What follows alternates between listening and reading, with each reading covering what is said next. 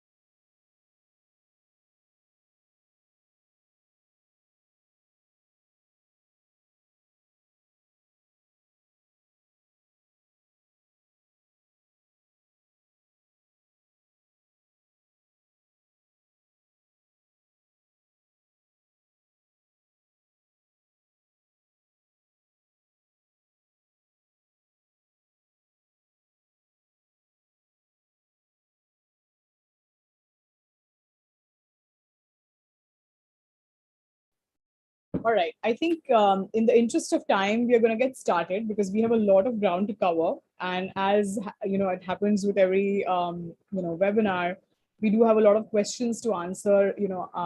After the presentation as well. So we're going to make sure we have some time for that. All right. So I think today's session is something very, very important because this is, I think, very mystical, and it's a conundrum for many people, as to how to approach business school essays. How should I write? How should I craft my narrative? What story should I tell? What story should I leave out? What are business school admissions officers really looking for? So, today we are basically going to speak about, it's going to be a general framework about how to approach this. And we hope that you, take away some actionable insights to apply in your applications for fall 2020.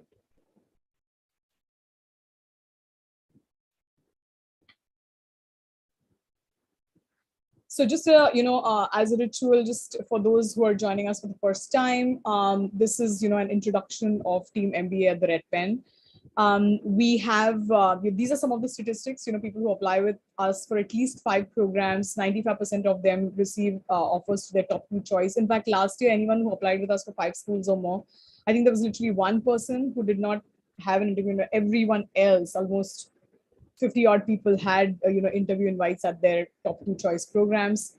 Over $1.5 million in scholarship in the last admission cycle alone, only on the strength of their application and candidature. So we're very proud about that. And 98% of applicants basically who come to us, they apply to global top 25 programs in US and Europe. This is our team, of consultants all around the world: US, Europe, Dubai, Singapore, and India. And they hold MBAs from all these prestigious universities, mentioned on the lower right.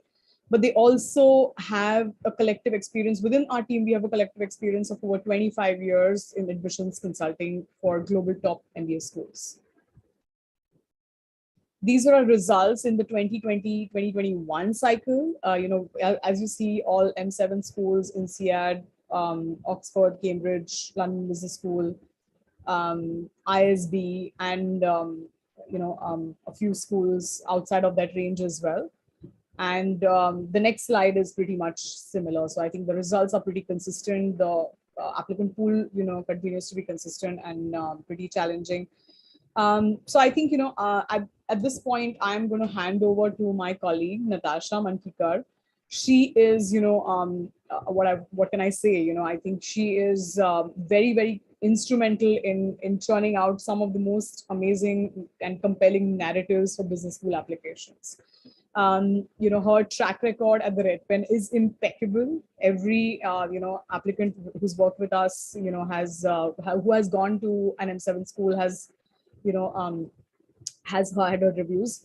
And just for those of you, on the call who know, she also oversees all the content. So whether you're working with her at the Red Pen or not, she does oversee everyone's essays and provides feedback.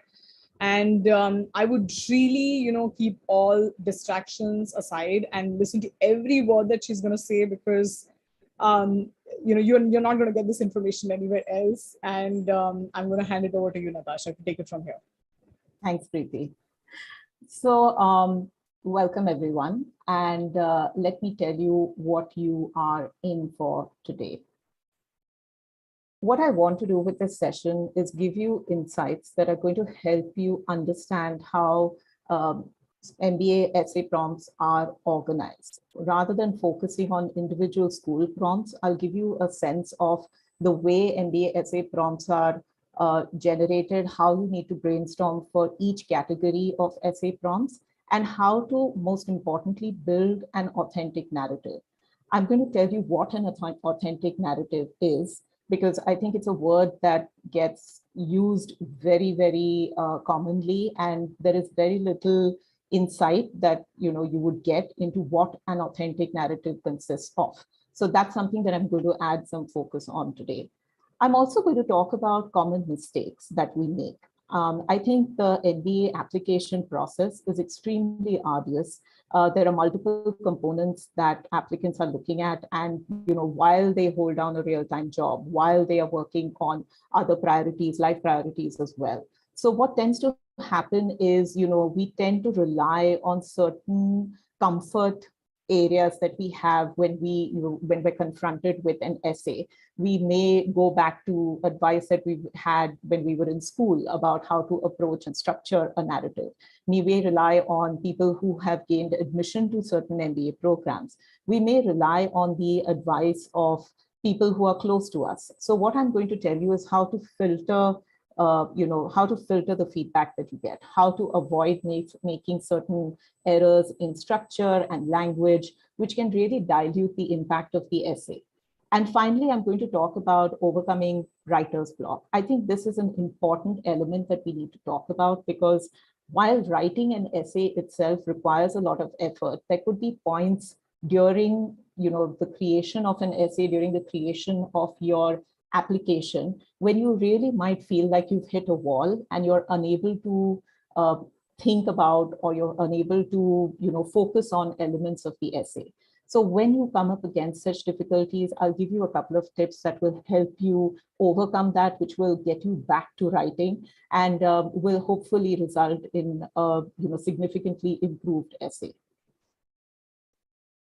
What I'd like to talk about is the purpose of an essay in your MBA application. In the previous webinars, we've spoken about the importance of researching a school. We've spoken about the importance of creating a resume that really gives the reader an idea of the chronology of important professional milestones.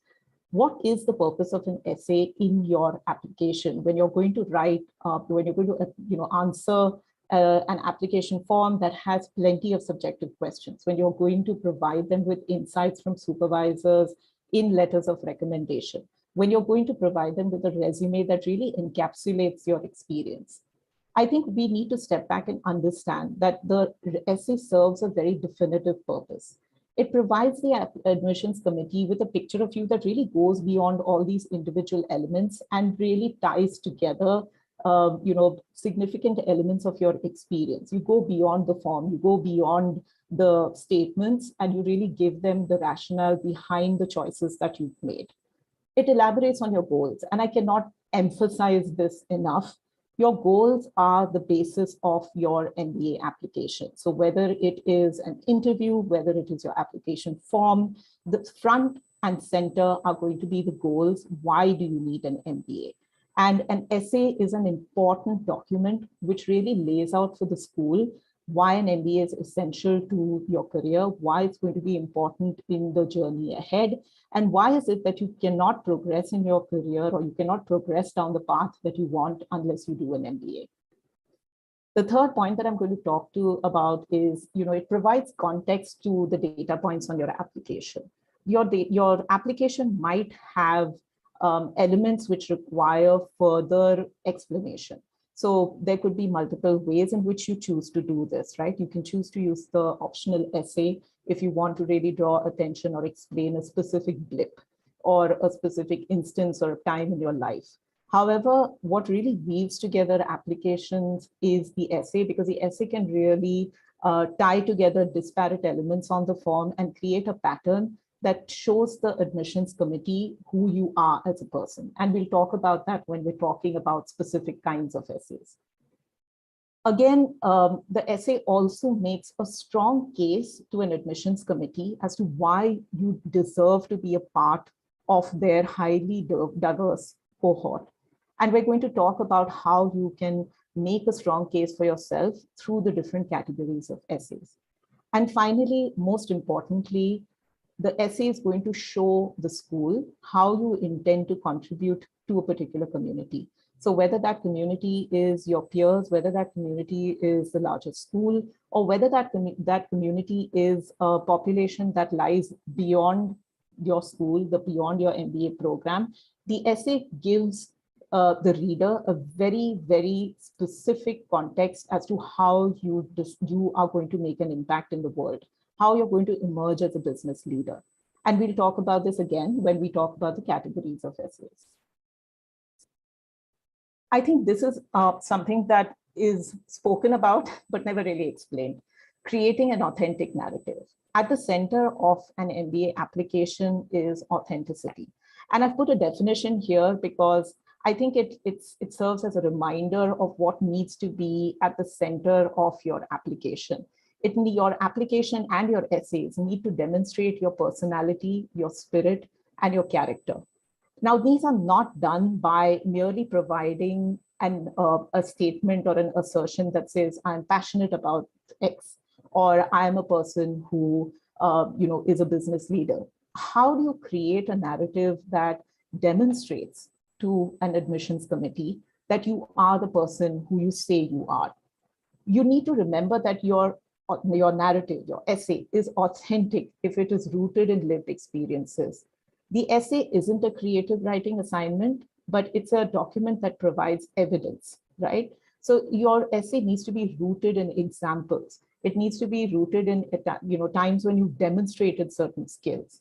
It needs to also show the admissions committee that you are someone who not only executes, you are someone who not only lives experiences, but you are someone who learns from those experiences. You are self-reflective.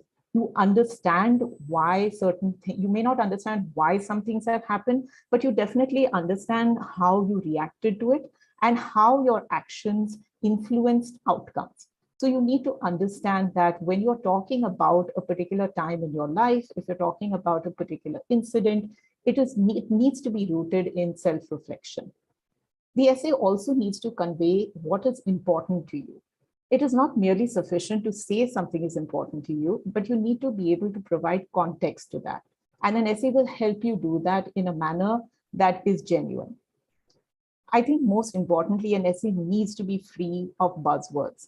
The most effective essays we've seen of clients are essays that really tell us something about them without needing to resort to certain tropes, without needing to resort to abbreviations or technical jargon in order to make a point. The best narratives are simple. The best narratives can be understood by someone who has absolutely nothing to do with your field of work. And if you are able to hit that sweet spot, your essay will land perfectly. It will convey the message that you needed to convey. And finally, the essay needs to reflect your values and your personal brand. An essay needs to talk about the person that you are. And I think regardless of the category of essay you're faced with, it is worth your while before you even start writing an essay to really write down what matters to you. Okay, so even if you're not applying to GSB and you're definitely not going to write, what matters to me most and why, it is still an effective exercise to really take a laundry list of values.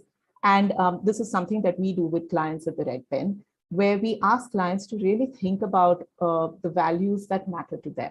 So we ask them, to look at a list of maybe 100 or 200 words which convey values. We ask them to bring that list down and finally to land on the values that matter to them and why. We ask them to think about why, because it's only when you do that that you're able to really think about what your personal brand is. Rather than trying to mold it to what you think the school wants to hear, it's important to understand what lies at the core of your belief system. I'm going to now talk about the different essays. Now, I'm aware that, when you start researching essays, you will realize that there are different ways to categorize essays. This categorization is really what works for us. And I think that is the knowledge that I'd want to share with you.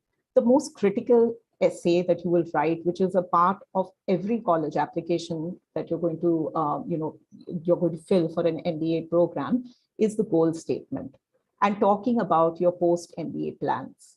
Now, I'll talk about this as we talk about the goal statement essay, but you need to remember that the goal statement is something that you're going to be writing that's going to underscore your entire application. But when you talk about it in the form of an essay, there is a particular way in which you need to structure your answer, and there's a way in which you need to brainstorm the ideas that you have, and we're going to talk about that.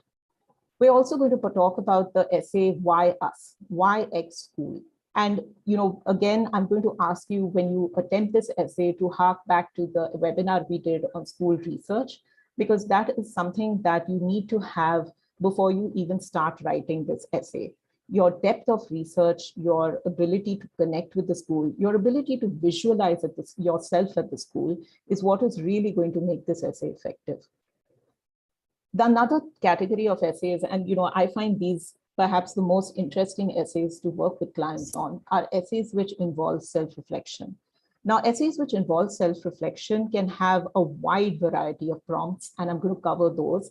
But what these essays basically are going to help you do is talk to the school about how you are a unique applicant, how you stand out from a crowd, okay? And what is it that, and when we talk about belief systems and we talk about core values, this is the essay where you're really going to be able to, just go crazy and talk about it with examples. So we'll talk about this. Impact essays. Impact essays are essays which are rooted in either in a specific point of time in the past or in the future, where you're going to be asked how you're going to create an impact in a particular community. So whether that's in the school or whether that's beyond the MBA program, but this is an important essay and it is a part of many schools' essays. Video prompts. We're going to talk about video prompts because this is something that is popular with a lot of schools. What we're going to talk about with video prompts is basically strategy.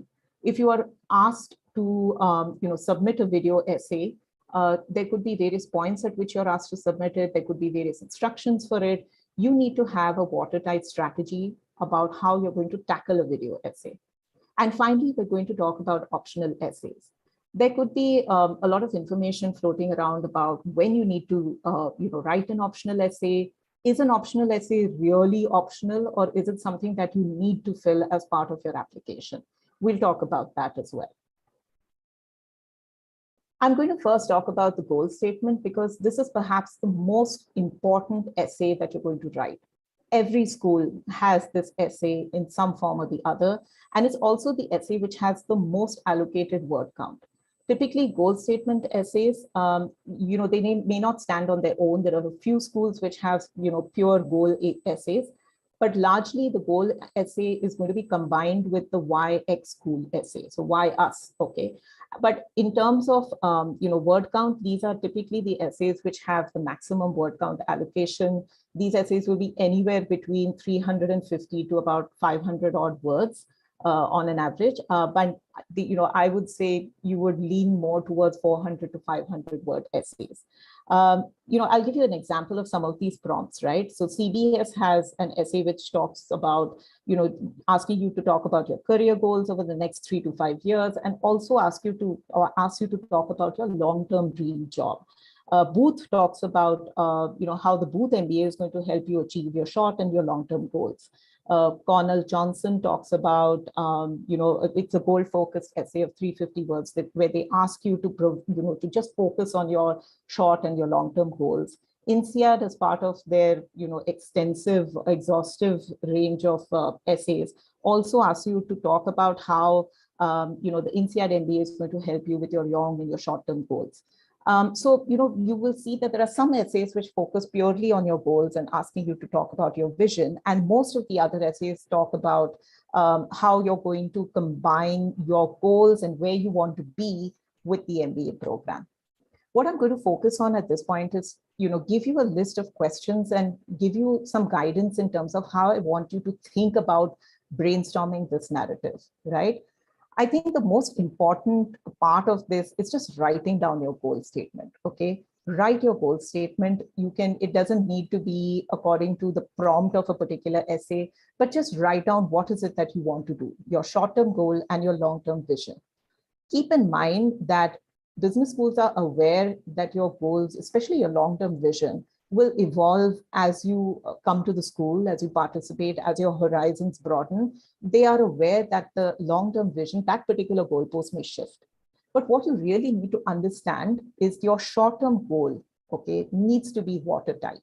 It needs to be specific. You need to know, you need to understand where you were, okay, what is it that you have done so far in life? What is the problem that you now realize is the problem you want to work on? Okay, what do you feel is the problem that you are equipped and you are passionate about and you now want to work on? And you need to figure out the origin story for that. You need to talk about what is it that you see yourself doing for an extended period of time in the future. Okay, so this is the core of creating a goal statement that really encapsulates your short and your long-term goals. Your origin story is very important over here. So we need to understand, what is it that you've done so far, and what was that specific pivot moment where you realized that in order to do what you want to do for an extended period of time, you need an MBA, right? You need to gain certain skills. So you now need to identify what were the skills that you need to develop in order to attain this short-term goal and then the long-term vision. And why is it that you need an MBA in order to gain those skills? Avoid being generic. And I cannot stress this enough for any essay that you're doing. The last thing you want to say is that you need to gain exposure to different elements of a business, because that is our first instinct. If we want to accelerate our career, if we want to talk about having an ambitious vision, we need to have a larger view of business. That's a given. But what you really need to do is customize it to your particular goal and talk about the specific skills that you need in order to attain parts of your short-term and then your long-term goals. And we need to be able to define why you cannot reach the goals that you have in mind while you are holding down a full-time job. Why can you not do it by progressing and getting promoted within a company or even looking for a different job? Your short-term goals need to be extremely specific. You need to be able to lock down your, the intended company where you want to work. You need to have a vision of that. You need to understand what departments you need to work in. You need to understand what kind of specific exposure in terms of projects or work assignments you need to have in order to gain practical experience post your MBA for the goals that you ultimately want to achieve, which is your long-term goal. The most important part about evaluating your goals is understanding that they need to be ambitious enough to require an MBA, and they need to be logical. I would say before you even start writing this essay, once you answer these questions, the questions that you see in front of you, and I would really suggest screenshot the slide and think about it, okay? So what you really need to do is really nail the answers to these questions and show it to people who are people you respect. Maybe these are people who are alums from the schools where you want to apply, but you really need to get a sense as to whether these goals land correctly with a leader. And I would always advise you to work with a guide who can give you very specific feedback about the improvements that you need to make or the thinking or the direction that you need to take, okay? Now, the more important part, once you've locked down all these first 4 questions, you need to talk about your path. It is not just enough to have an MBA. It is not just enough to have a short-term goal that is ambitious. But what you also need to think about is your vision as a business leader. How will you increase the scale and scope of this particular vision that you have? And what is the specific impact that you want to drive? What is the impact that you want to make in the world? And what is the impact that you want to make in the field that you have chosen? And you need to be able to convince the reader about this. You need to remember that the goal statement is an essay that is not going to be able to, it won't be finalized in 1 or 2 drafts. It requires you to write it, to revisit it, and to come back to it once you've also finished writing answers to subjective questions on your form. The goal statement is the cornerstone of your application. So I would say that this is not an essay that you should be rushing. You should revisit it at specific points in time, and you need to ensure that it is something that not just convinces you, but also convinces someone that you're working with. I would again suggest that you show it to or work with a guide for this particular essay. And you show it to people who are alums, who are stalwarts in the field, who are at positions where they have an overview of business, and they're able to give you feedback that helps you fine tune this. I'm now going to move to the second part of this very important cornerstone of your application, which is the why us essay. Every school will require you in some way, shape or form to talk about why you want to attend that particular program. Why is that program going to be essential for you to attain your goals? And, I spoke about a couple of prompts where, the goal statement is an essential part of this. But, the prompt can be as simple as Stanford GSP's Why Stanford, SAB. Or it could be, as complex as CBS's new essay, or rather revamped Why CBS essay, which gives you a direction and talks about the fact that CBS has curricular and co-curricular learning experiences which foster a collaborative learning environment, and then ask you to talk about why CBS is a good fit for you, and ask you to talk about this on specific dimensions, academically, culturally, professionally. Okay, even with European schools, LBS makes very clear their main question is why LBS? So what are your post-MBA goals? And how will the combination of your prior experience and the LBS program contribute towards it? Or even INSEAD has, we spoke about the INSEAD essay prompt, which asks you to very succinctly in 100 words, say why INSEAD is a critical part of your journey. I cannot emphasize this enough. This essay is rooted in the depth of your research. You need to be able to, once you create your goal statement, you need to be able to link specific elements of your career goals with the learning needs that you have. Like I said, you need to be able to talk about your goals and why you require certain skills to achieve it. You then need to look at the way you have researched the school. And again, I'm always going to say this, but please go back and watch our webinar on how to research schools.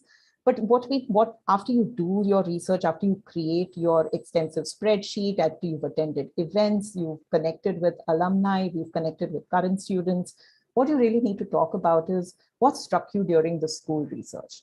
One element that can strike you is the sense of community, the sense of collaboration. But what you need to also focus on, and not just stop yourself over there, but what you also need to focus on is what resources the school offers will allow you to attain the skills that you need.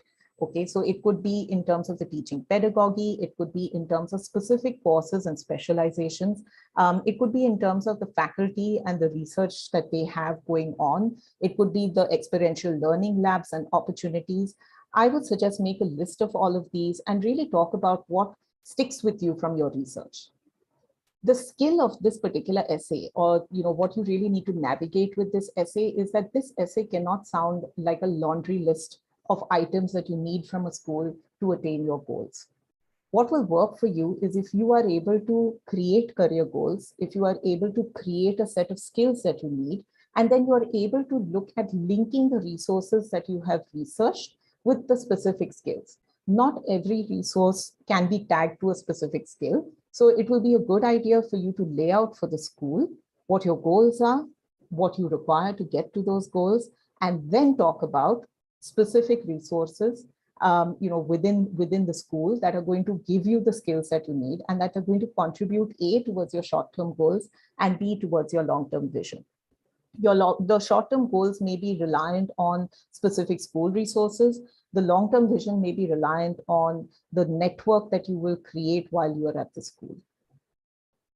The third most important thing when you are putting this essay together is to demonstrate fit. I spoke about the fact that when you talk to people who are associated with the school, you will be struck by the sense of community that exists. whether they are part of the school, whether they have moved on from the school. What you need to really understand is what about that sense of community and what about the sense of the culture of the school again resonates with you. It would be easy to say that, every school fosters an environment that encourages collaboration. Every school has an environment that fosters, inquiry and experiential learning classes, or just, a network that allows you to explore the school's resources further. But really think beyond that. Talk about specific elements of the school, such as I think an example that comes to me off the top of my head is the fact that Dartmouth Duck. It's a school that is in an environment that is slightly isolated. It is a very, very close-knit community because it is not in the center of a major town. Students interact mostly with each other and spend weekends with each other as well.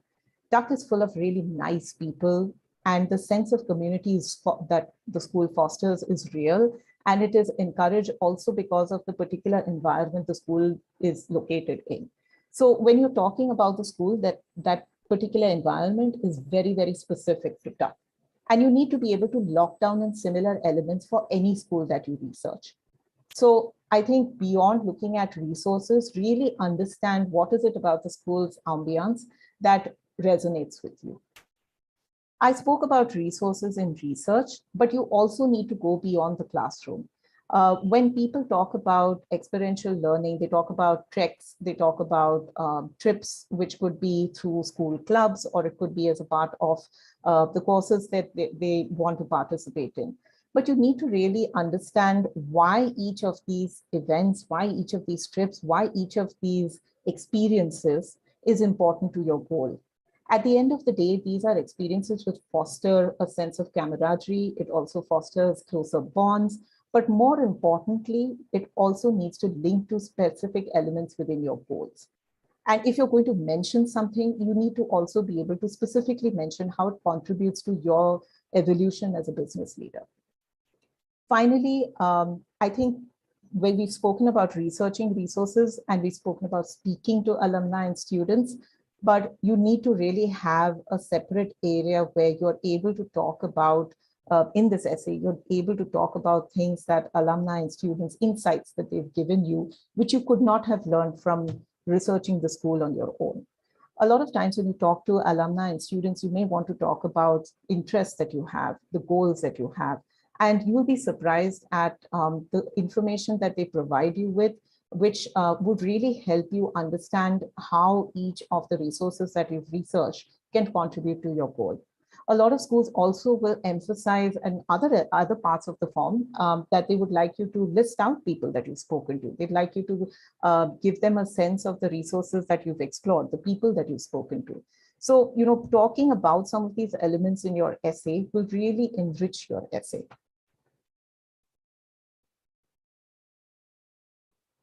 I'm going to now talk about the third category of essays, which is self-reflection. And I'd like to also mention that self-reflection essays run a whole gamut of prompts. You can have essays that are as short as 250 to 300 words, which rely very heavily on self-reflection. And you can have essays like HBS's What Else? You can have essays like Booth's essay, which asks you to talk about yourself outside of the office, which really have no defined word limit or until very recently, or can go to about 750 to 900 words. So when you have such a wide range of prompts and you have, so many different prompts that rely on self-reflection, how do you tackle them? I think some of the prompts that I'd really want to talk about to demonstrate the depth of or the range of this particular area of self-reflection is, CBS has an essay which talks about a book, movie, or song that resonates with you, okay?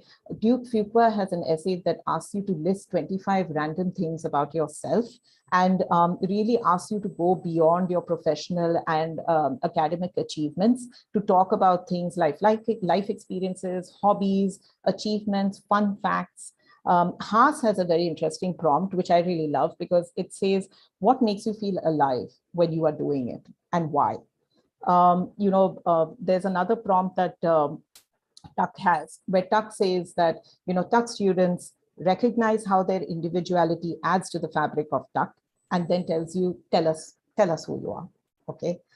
Kellogg has a prompt which says that, values are what guide you in life and work. What values are important to you? How have they influenced you? HEC Paris has an interesting point because it has two interesting self-reflection essays.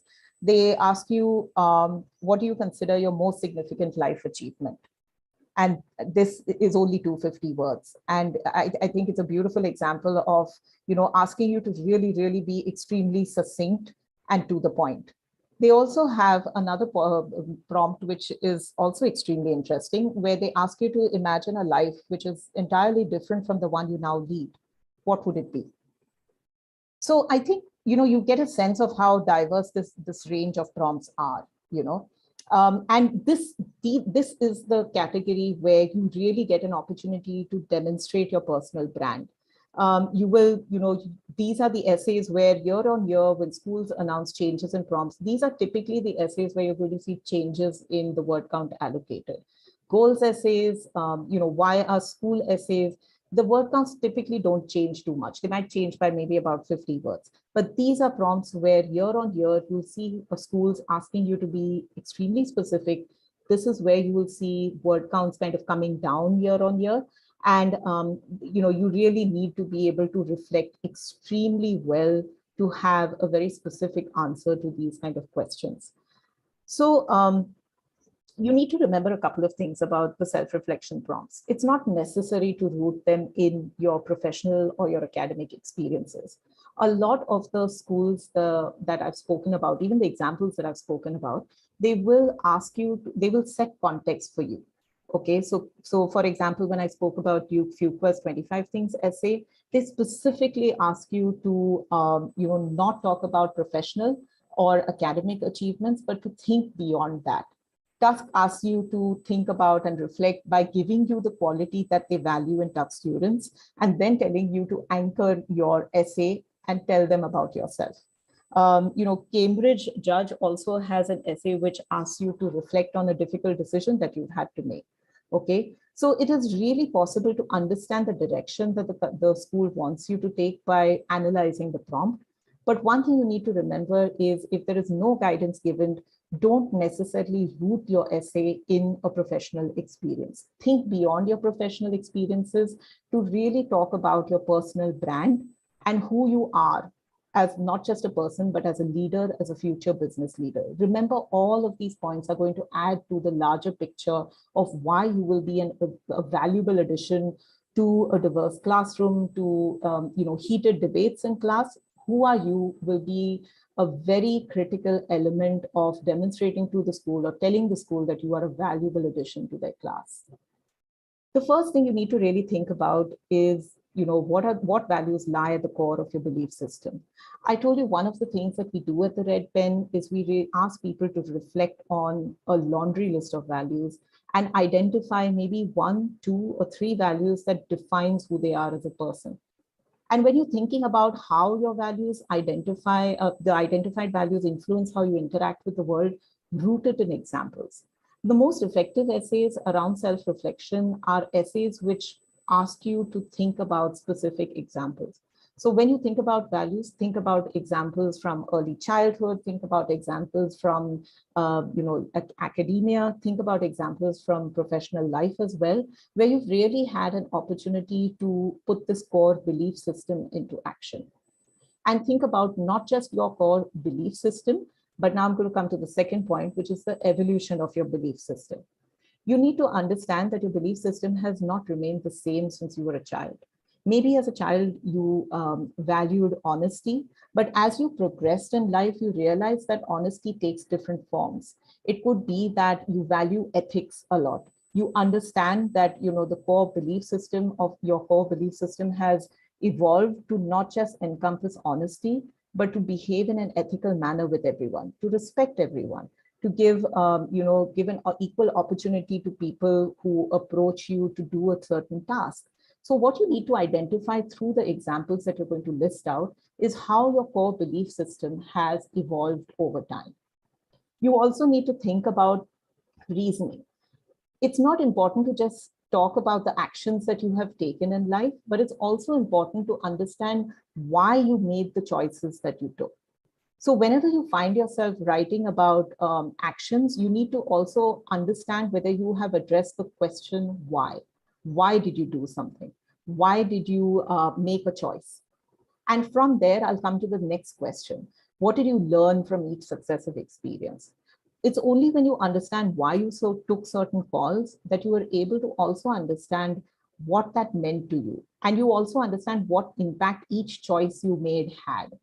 Whether those impacts were positive, whether those impacts were negative, whether the outcome was something that you maybe were not able to control, you will be able to understand what you learned from each experience and what you were able to implement at a later point in life. So it's important to identify that element as well. You also then need to talk about the future impact. I think one of the things that we've spoken about in a previous webinar is the fact that business schools look at past behaviors as indicators of future success. And that is really evident in the self-reflection essays.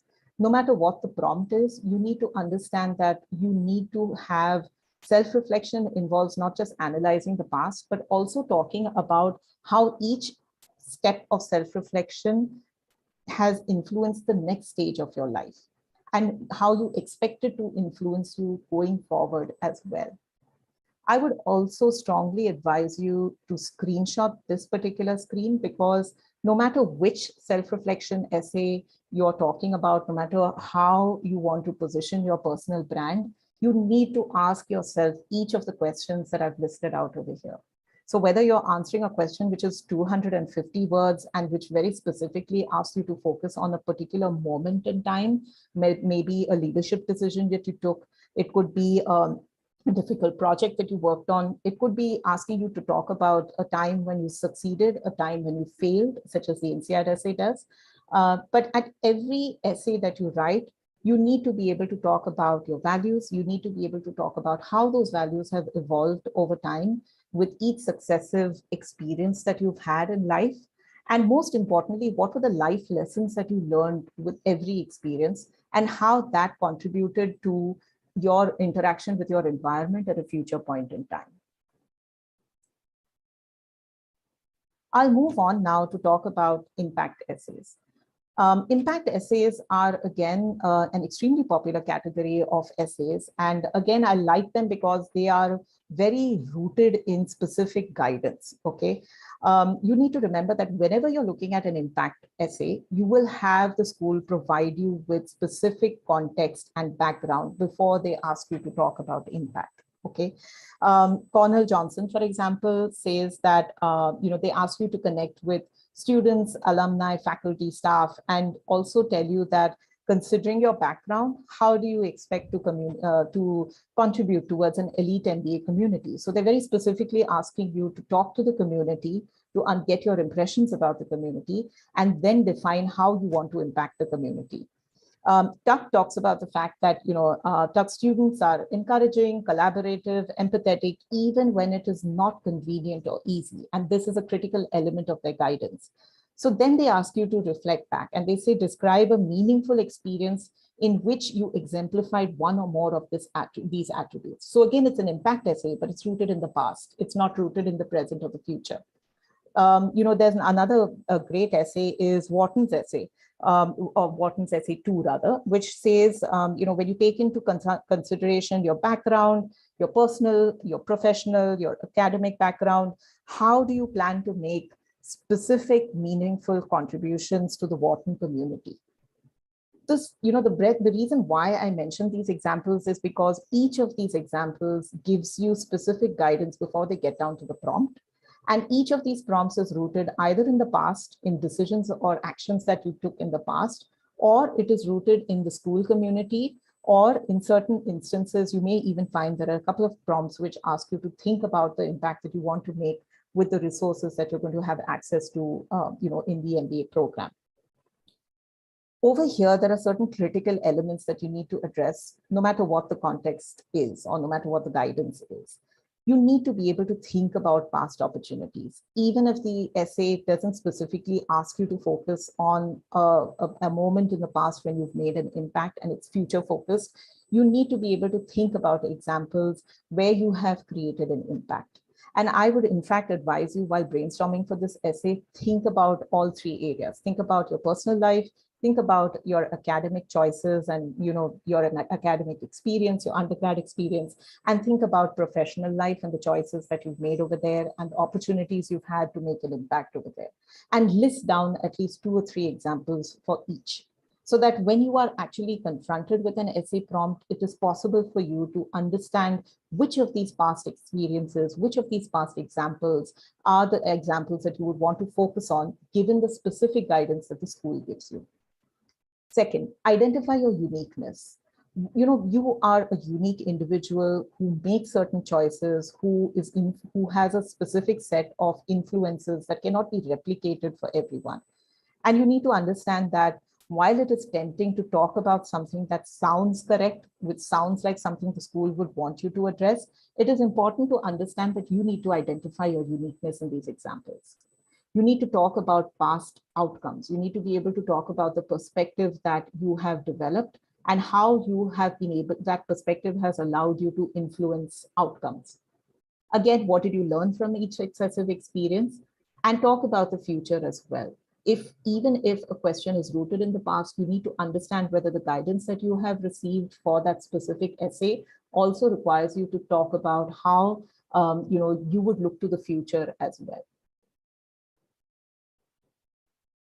I'm now going to quickly talk about video prompts. Now you need to understand that video prompts are more about strategy rather than being able to script an answer for a prompt.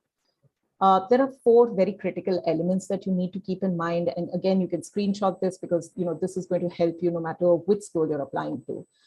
The important thing about video prompts is that you're going to be, you need to understand instructions, you need to understand the medium, and you need to understand what is the narrative that you want to create for yourself so that you don't find yourself flustered if you don't know how to answer a particular question.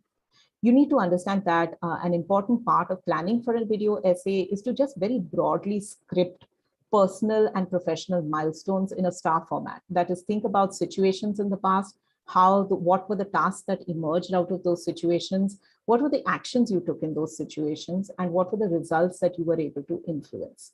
Think about, like I said, personal, academic, professional, and broadly have those in mind. So when you actually come up against a video essay, you don't find yourself at a loss for words. Time your responses. All the video essay, any school which requires you to provide a video essay will also give you an opportunity to practice. If you have specific instructions that you need to answer a prompt in 60 seconds, 90 seconds, you need to be able to practice your answers so that you are able to control your narrative, you are able to understand, and most importantly, you are able to stay confident and not get flustered by the fact that you didn't know how to answer a particular question for the first 5 seconds. You need to also understand the medium. Some video essay prompts will require you to access a specific platform. Need you to have access to specific technologies.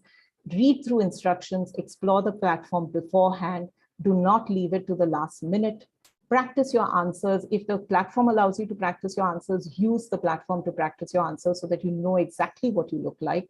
And also understand how you are going to control certain non-verbal elements as well, such as the eye contact that you make with the camera, the angle of your camera, the lighting behind you, and the gestures that you make.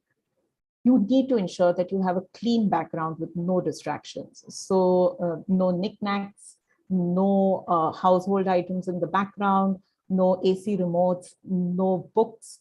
Ensure that you have a very clean background. There are no distractions for someone who's viewing the video, and you're able to adjust angles and you're able to experiment. And all of this is possible if you just keep the time aside to practice on the platform.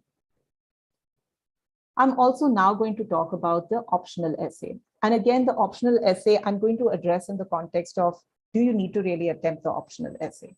The optional essay is important because you need to understand when you need to use it. And there are 4 very specific contexts in which you need to evaluate if you need to use it. So one is A, if you need to provide information or context to certain extenuating circumstances. Maybe there were certain life choices that you made which really changed the course of your undergraduate study or your career. So you use the optional essay to very specifically tell the admissions committee about it. It could be about an ability to cope with the program. If you're not from a STEM program, and if you're worried as to whether that might create uncertainty as to whether you will be able to cope with the rigor of a program or of a rigor of a global MBA program, you need to be able to provide context either in terms of the work experience that you have, which will allow you to do so, or maybe you've taken additional courses post your undergraduate degree and you want to tell the admissions committee about it.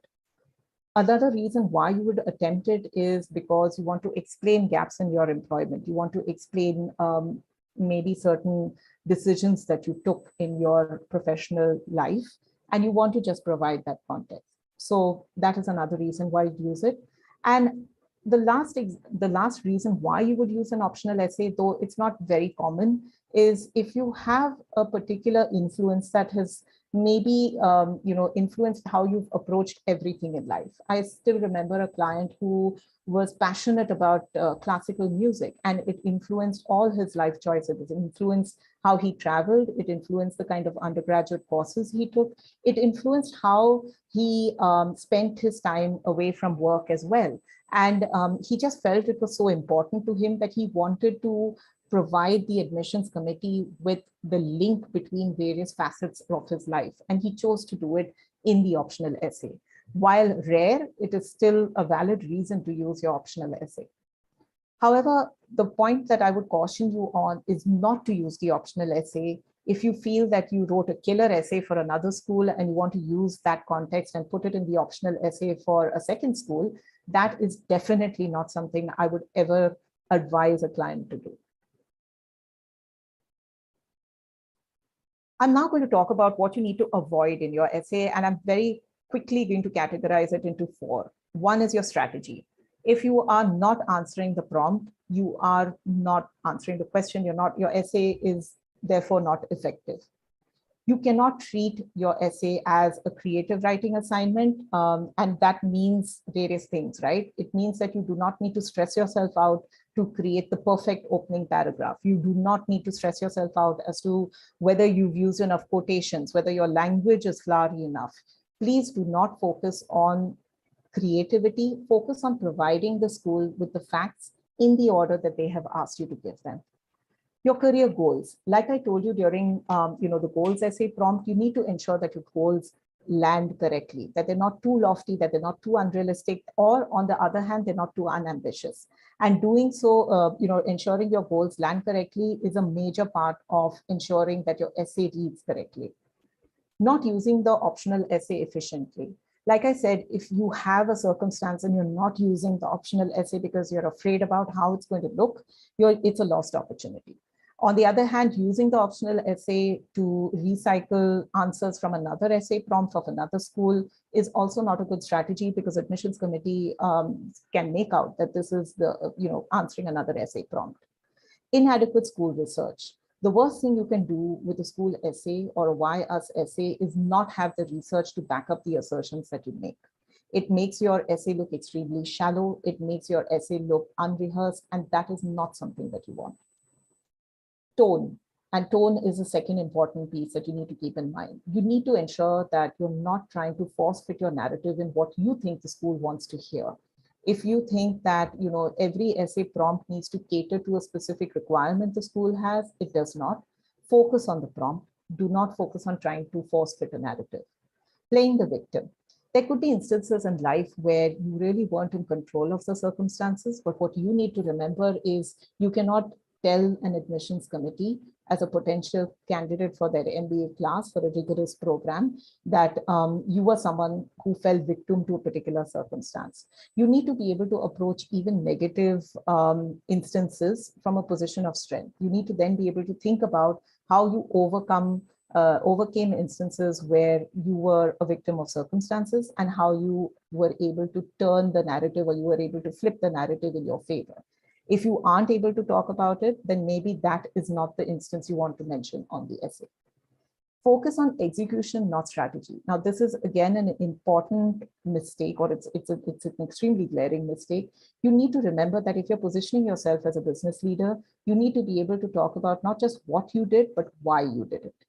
And country-specific references. You sometimes come across instances where people talk about being from a business family. My parents expected me to follow their footsteps and get into the family business.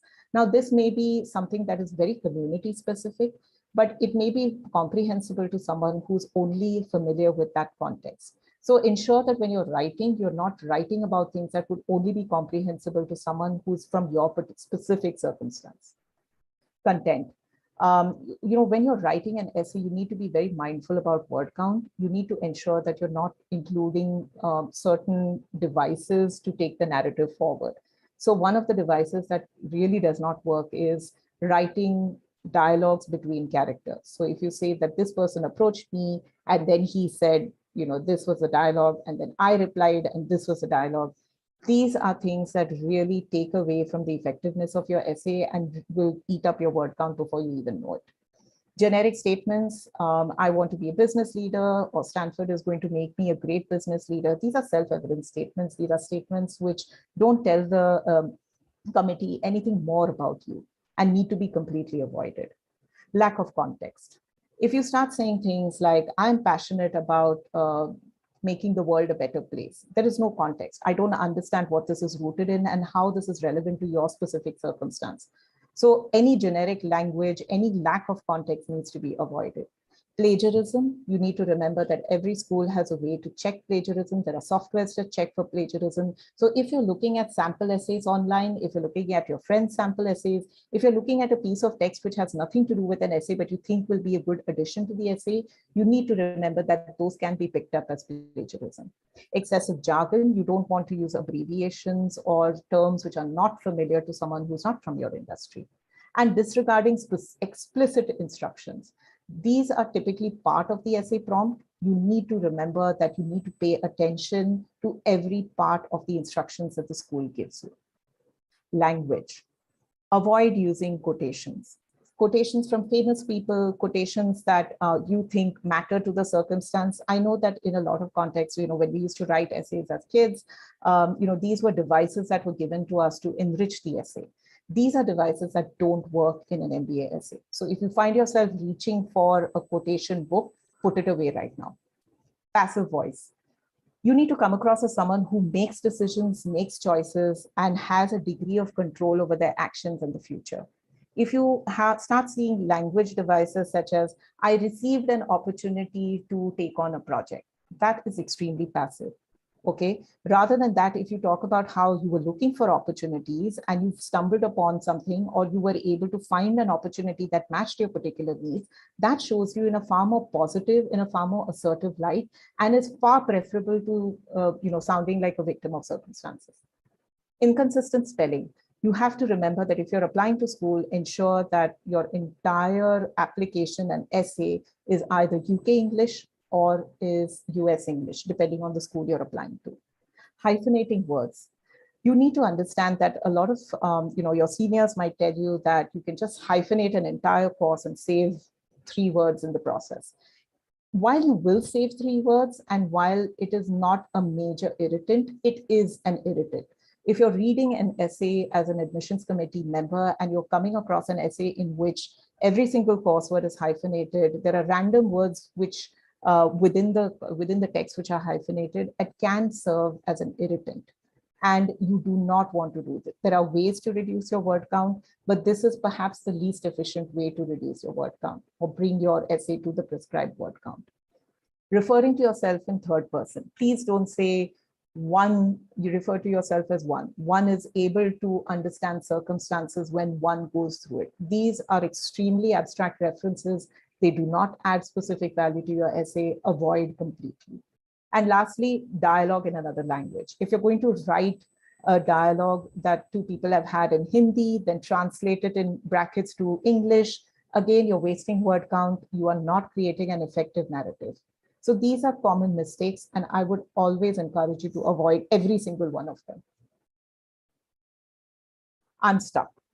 If you find yourself stuck, you have writer's block, you need to do these 5 things. You need to be able to refresh your research. If you find yourself stuck because you're not really sure about the kind of resources the school offers, or maybe you're stuck because you don't necessarily know whether your narrative really is linking up well with specific school elements, stop your essay, go back to your school research, ask specific questions that will help you sharpen the scope of your narrative, review your goal statements, reach out to people who can give you further insight, and then come back to your essay. Another way in which you can get completely stuck is because you kind of write an essay, but you're not really sure whether it is perceived the right way. If you find yourself in this scenario, take the advice of 2 or 3 close individuals who can give you perspective, who can give you renewed perspectives. However, remember that if you're asking more than 2 or 3 people to evaluate what you've written, you'll have a situation where too many people are giving you feedback and you'll be tempted to act on all of them, and your final narrative will sound extremely garbled. So choose 2 people consistently who can give you constructive feedback on your content. Do not focus on language, but give them very specific instructions in terms of the kind of perspective you want them to bring. Restructure your time. Another reason why you can get stuck is because you're not giving the essay enough time, or you find yourself rushing to write an essay at the end of an extremely long workday.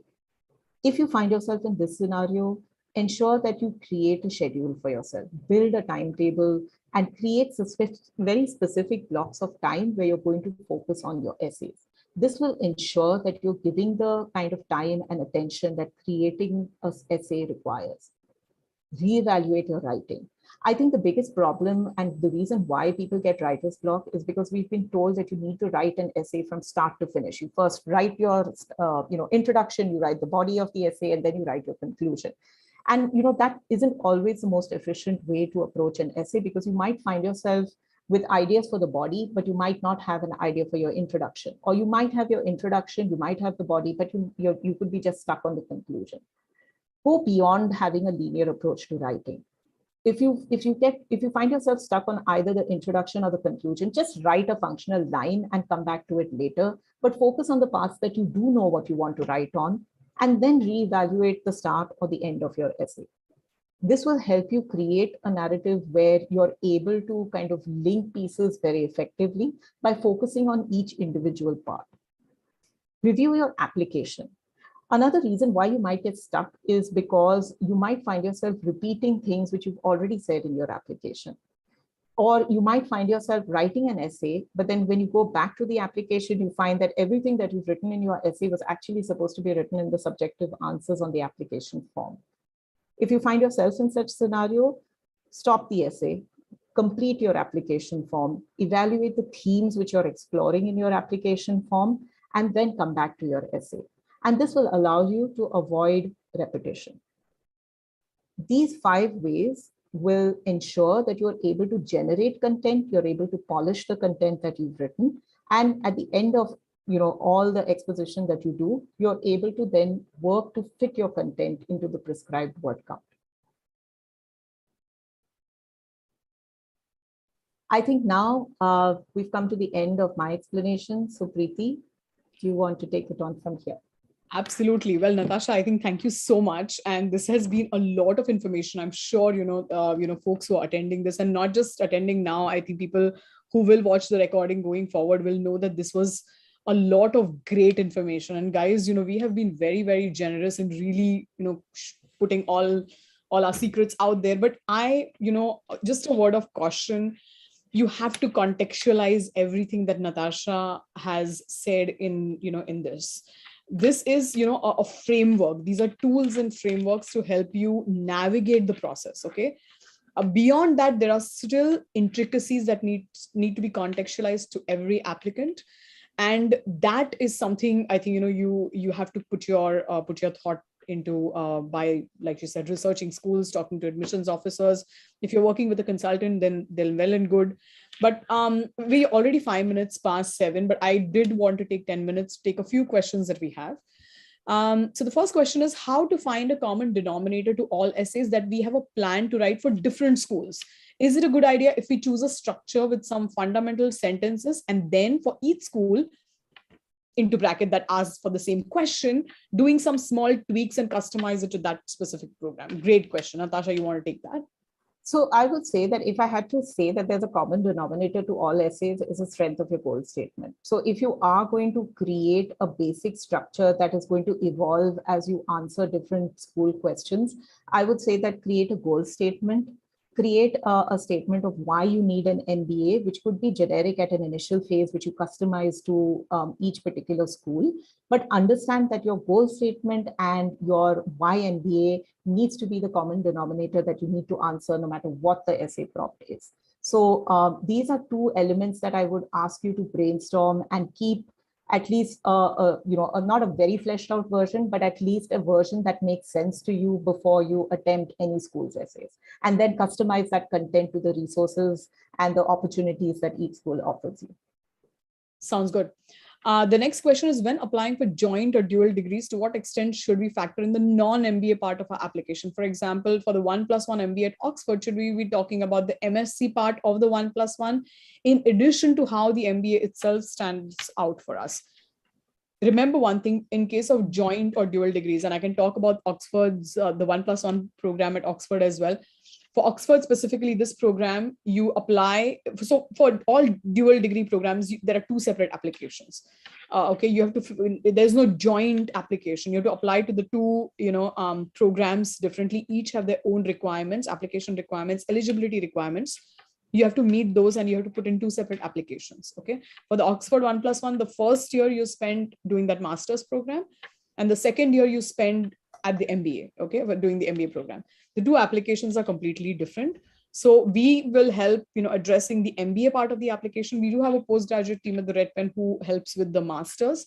With the master's application and its eligibility requirements and everything is very different, and this is very different. And that's how they're going to admit you, basically. Right.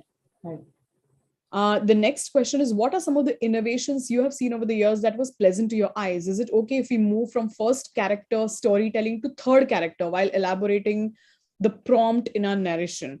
I'm going to let Natasha answer this, but before that, I'm just going to add one small point that, remember, business schools, in general, it's a conservative, they're looking for ambitious people, creative people, but there are some confines. Okay, this is not very a highly creative kind of a process. It's creative only within certain confines. Business schools are looking for some specific things, okay, and they need to see those things. So I would not, try to craft some, absolutely, let's say an innovative kind of a storytelling framework, because an essay doesn't get you in. Okay, remember that. It's the inherent strength of your professional profile and your why MBA and why business school, those goals that Natasha spoke to you about.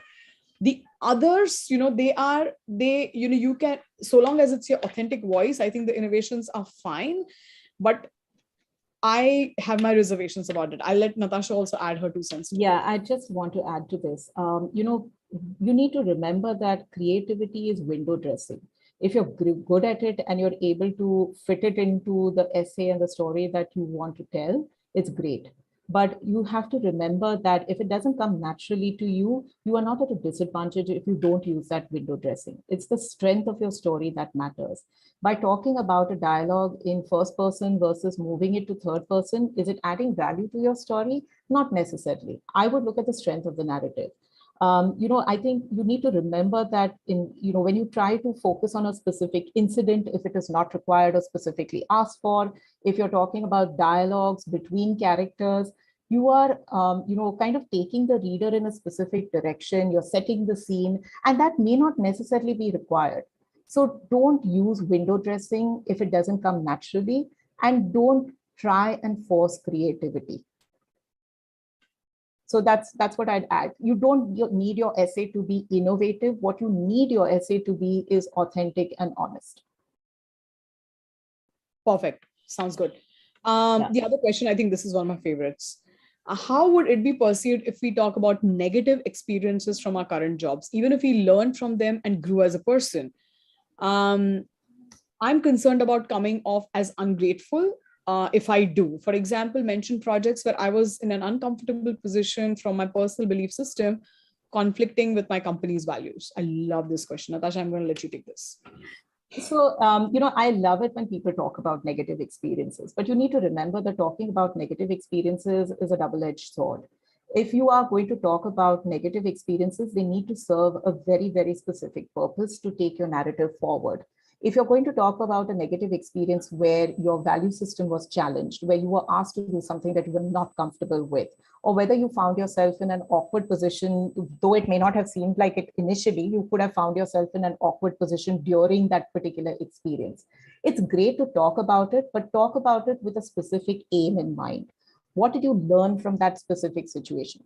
Did you learn that you were okay to raise your voice, for example, and tell someone that you were not comfortable doing something? What was the fallout of that? Negative experiences need to be contextualized just as much as positive experiences. So don't shy away from talking about a negative experience, but understand that you need to be very, very clear about the impact that you want to bring home in your essay with that negative experience. So Preeti, I think that answers the question. Awesome. Excellent. The other question is, how important are essays when it comes to financial coverage that schools decide to offer to a candidate? What I have seen is, the inherent strength of your profile is important. Now, that being said, some profiles are inherently strong, but they are not able to bring that out. Okay. How to bring that out? How to write a compelling, resume, which Yes. I think in the resume section, how to position that, how to bring about your leadership skills. How do you sell yourself through those multiple application components? Because at the end of the day, this is competition, guys. If there are only so many seats. If you get in, there's a chance someone is getting denied. If they get in, you are going to get that rejection. Everyone is not getting a seat in the class. So remember that when it comes to financial coverage, fellowships and scholarships that schools offer, usually it's the inherent strength of the profile plus a combination of how strong the application is, that which comes secondary. And you should also consider applying to some safety schools. If your profile is above average, the applicant pool in a particular school, for that particular year or class or in general, chances of them enticing you with the scholarship are higher. Higher GMAT and GRE scores are definitely, great for scholarships. Also, you have to understand that earlier you apply in the earlier rounds, chances of getting scholarship are higher than the later rounds. Okay. And Preeti, just to add to that, if you think that mentioning something on the lines of, I came from an extremely, small town, or I came from a disadvantaged background, and mentioning facts like that in your essay is going to help in getting, financial aid, it does not. Like Preeti said, those elements are more tied to the inherent strength of your profile rather than to mentioning financial circumstances in an essay. And, in certain schools where you're required to apply for a scholarship essay, those will have very, very specific requirements for essays where you need to demonstrate fit for a particular scholarship. So, that's a completely different category of essays. Yeah. Correct. Yeah. Now, if employment reports of a school do not show alignment to my post-MBA goals, does it mean I should not consider that school? Very good question. Guys, schools are watching your post-MBA goals very carefully. Yes. I can give you two instances. I cannot name applicants, but I can tell you two instances of people who had all these career jumps, worked in one organization which had no connection to the next role, which had no connection to the third one, and then applying to MBA and saying that I want to do this or something else. It's a recipe for disaster. Okay. This is where I would at least for this aspect, I would take the help of someone, who I'm not saying you go to a consultant or, come to us, but I would speak to an admissions officer and I would try to understand how can I link my pre-MBA experience plus the MBA resources and tools and everything to my post-MBA goals. Also remember, in goals, the first important is short-term goals, because schools are going to consider how is this person going to be employed first 3 months after graduation. That's a statistic they're measured on internally. which in turn informs their recruitment efforts, which is why I feel business schools are very conservative in their recruitment. They're not going to go and hire someone that has never worked in the past or never been successful at that school. Okay. So I would pay very, very careful attention to this, and I would not take this lightly. It does not mean you should not consider that particular school, but you need to be able to explain. You, for example, some people might be bold and brave and say that, I want to experiment. I want to kind of, try 3 different jobs before I decide, on what I want to do for my life. It's totally fine. If you're able to demonstrate that, and they will look for evidence across your application that, that you're not someone who is just waking up, on the wrong side of the bed saying, today I want to, do this, and tomorrow I want to do that. So if we are able to explain that, and in an authentic narrative, we've had someone, who got into an M7 school, and with a trajectory like that. But it's you have to basically keep it simple and be very honest and authentic. If it means skipping a year and applying the next year, consider that. Okay. I think, Preeti, what you said also underscores the fact that an essay is only effective if your goal statement is well articulated and your value system is something that you are able to define very, very clearly, because that lies at the core of every effective essay. Yeah. Yeah.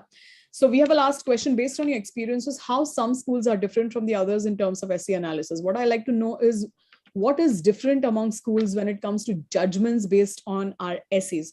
Not much. I would agree. Yeah, because these are human beings reading a story. Okay. The only difference, I would say, is on your profile. If they understand who you are as a professional and as a person. Natasha, I think I'm going to let you continue on this path. No, I think that's correct, because I see another question from, I think, the same person. Do they understand that I'm an engineer and not a writer? So it made me smile because it really spoke to what we were just saying. What we need to understand is not creativity, but really demonstrating your fit for business school. So essay writing needs to be approached not as a creative writing task, but providing an evidence-based document to school. Being authentic means being true to that particular statement, and just saying that in a coherent manner. Okay, so I think that should help you. Please don't get worried because you feel that you are not a great creative writer and that you can't write the latest blockbuster. That's not what anyone is expecting from you. Correct.